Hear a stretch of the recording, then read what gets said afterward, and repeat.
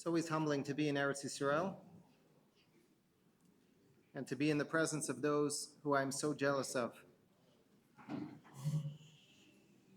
for the privilege that you have to be living here, to the opportunity that you bring to the Jewish people, and the sacrifice that you have every day. I don't know what to say other than mekaneh lachem. I'm jealous of the experiences, the opportunities, and the privileges that you have. I hope someday myself and my family in the near future will have the same opportunities. I know that this evening was dedicated to talk a little bit about Geula, the coming of Mashiach. Of course, it's something that we talk about all the time. Achakelo b'chol yom sheyavo. But of course, there are certain times in the year when we have a hyper-focus, when we're supposed to be more intently looking at what Geula is supposed to mean for all of us. So what I want to share this evening is just a quick understanding in a pasuk when the Navi describes one aspect of Geula and the coming of Mashiach. The Navi Zechariah writes, Gili ma'od bas Tzion, which means the Jewish people will be excited, the Jewish people will be celebrating. Hari bas Yerushalayim, hine malkech yavo lach. Your Melech has come, the Melech HaMashiach. Tzadik b'noshahu. Whoever the Mashiach is going to be, I think all of us can agree, will be someone who all of us respect, someone who is very impressive. Tzadik b'noshahu. But then the Navi gives a description of the coming of Mashiach that seems almost irrelevant, inconsequential to the whole story. We are told, the Navi Zechariah says that Mashiach will arrive, ani v'rochev al hachamor. Mashiach will come riding on a chamor. I don't know, this is not a detail that was troubling me before the Navi told me. I'm not bothered how Mashiach is going to come, how he'll get here, what mode of transportation he's going to use. The Navi doesn't tell us what color outfit he's going to be wearing, or what color head covering he's going to have. So why do I need to know that he's going to come v'rochev al hachamor, riding on a donkey? What's the significance? And if you think that that detail is just something that is worth glancing over and maybe ignoring, the truth is, for those who are coming in now, my name is not Rabbi Yitzchak Breidowitz, I'm sorry. I'm also not Rav Shlomo Katz or Rav David Weinberg, but I can't wait to hear them sing. For those who think that this is a detail that's not relevant, let's take ourselves back to Sefer Shmos. Moshe Rabbeinu, as we know, goes down to Midian. He's a fugitive. He's running away for his life. He meets the daughters of Midian, the daughters of Yisro. He ends up marrying one of them. He has a few children. At some point, the Ribono Shel Olam tells him it's time to go back to Mitzrayim. The Jewish people need to be saved. He packs up his family, and the Torah says, "Vayarkivein al achamor," and he rides his family back on this chamor. Says Rashi, for anyone who's a careful studier of Chumash, we all know that when there's a hey in the beginning of the word, it means to indicate something unusual. So Rashi says, don't think this is any chamor. This is the chamor that Avraham Avinu used to go to the Akedas Yitzchak. This is the same chamor that was recycled by Moshe Rabbeinu and used again to go down to Mitzrayim. And this is the chamor that the Navi refers to. Ani v'rochev al hachamor.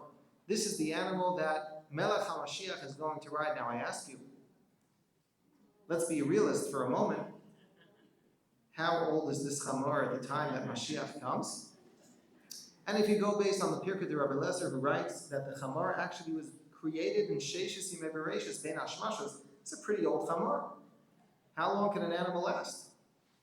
So first of all, what's the significance of the chamor? Second of all, why is this chamor going to last from the beginning of creation until today? It can't be. It's not realistic. And what is the Navi trying to teach us? The Maharal has an unbelievable insight. The Maharal tells us perhaps the significance of this chamor is representative of chumriyus, of materialism. What the Navi is trying to teach us here is we all live in a materialistic world. That's the nature of things. We are human beings, after all. What the Navi is telling us is that Melech HaMashiach will demand of us. You know when we say in English, I'm in the driver's seat, that means I'm in control. What the Navi is emphasizing is Melech HaMashiach will demand of all of us to be Rochev al HaChamor. We are going to be in complete control of our materialism. So often, we make decisions that are clouded by other values, by other things, because of the nature of the world that we experience and we inhabit. What Melech HaMashiach is going to show us is that we have the ability to live and to inhabit a materialistic world. But we have the ability to be Rochev al HaChamor, to be the ones who are in full control of every aspect of our lives, of all the materialism that God has put into our world. And that is a utopian dream. That is what Moshe Rabbeinu was able to accomplish in his life. That is what Avraham Avinu was able to do in his life, to put the materialistic needs as secondary to his own, and to realize there's something so much larger in the world that is the focal point of my life, that is the reason for every decision that I make. That, says the Navi, is what a unique and special quality the Melech HaMashiach will bring to all of us. That reminder that we all have that ability to be Rochev al HaChamor, to overcome the drive for the incessant materialism that all of us feel pulled to, gravitated toward. That's what Melech HaMashiach will demand of all of us, and that is what we look forward to. That is what we want. I know that this is not a message that is so relevant to Jews living in Eretz Yisrael, who have a great mastery over their chumriyas, or at least a greater mastery than many of the Jews that I'm familiar with in the United States. But when we look at you, we remind ourselves it is possible. It is possible to live this dream. It is possible to overlook the materialistic drives that drive so many of the decisions in our lives. And you are, in some way, the models to us of what that could look like, of what that could be. And you should just know that it's inspiring to us, and it's meaningful, and it's noticed, and it's appreciated. And it's a dream that we all look forward to. For anyone in the room that may say Perek Shira, what time are we supposed to begin? What? An hour ago? In that case, I don't feel sorry. It's just... Should I end with one thing? 2 minutes? For those who are familiar with Perek Shira, we're talking on double speed now. For those who are familiar with Perek Shira, you'll notice the Chamor in the Perek Shira says one pasuk. What does he say? L'cha Hashem ha'gdula v'ha'gvura v'ha'tiferes v'ha'netzach v'ha'yahod ki chol v'shamayim v'ba'aretz l'cha Hashem ha'melacha v'ha'nisnasei l'chol ha'rosh. Why is that appropriate for the Chamor to sing that Shira to the Ribono Shel Olam? What does that have to do with the Chamor? There are many psukim in the Torah that we could have chosen. And I believe the answer is because the Chamor that represents chumriyas. What we say to the Ribono Shel Olam is, we take all the chumriyas that we have, L'cha Hashem ha'gdula, v'ha'gvura, v'ha'tiferes, v'ha'netzach, v'ha'yahod. Everything that we've been blessed with in our lives, we understand is for a greater purpose. Who is the one who authored that pasuk? It's David HaMelech. You know at what stage of his life he said that?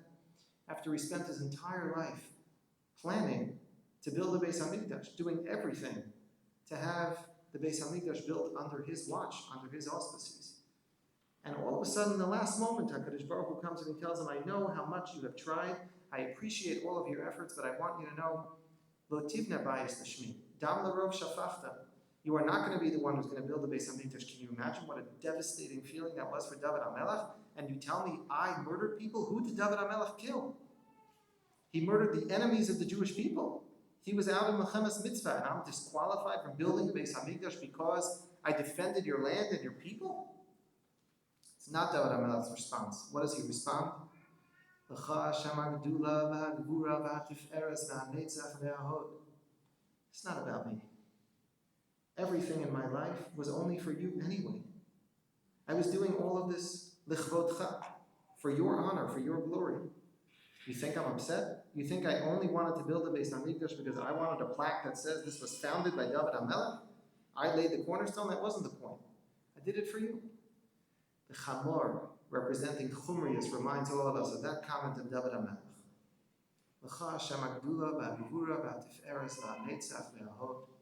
Every bit of Chumrius that we have in the world is to be used for a higher purpose. And that is the goal of Melech HaMashiach, to teach us that it's possible to live in such a utopian world, to live in such a perfect society where we can continue to be a part of the materialistic, physical world that we inhabit, but to do it in a way where everything is through the prism of that understanding. L'cha Hashem ha'gdula, v'ha'gvura, v'ha'tiferes, v'ha'netzach ve'ahod, v'hi ratzon shenizkeh, ki ayin ba'ayin yiru b'shuv Hashem tzion. Our perspective, I don't think it means our eye, but it means our perspective, should once again match the perspective of the Ribono Shel Olam.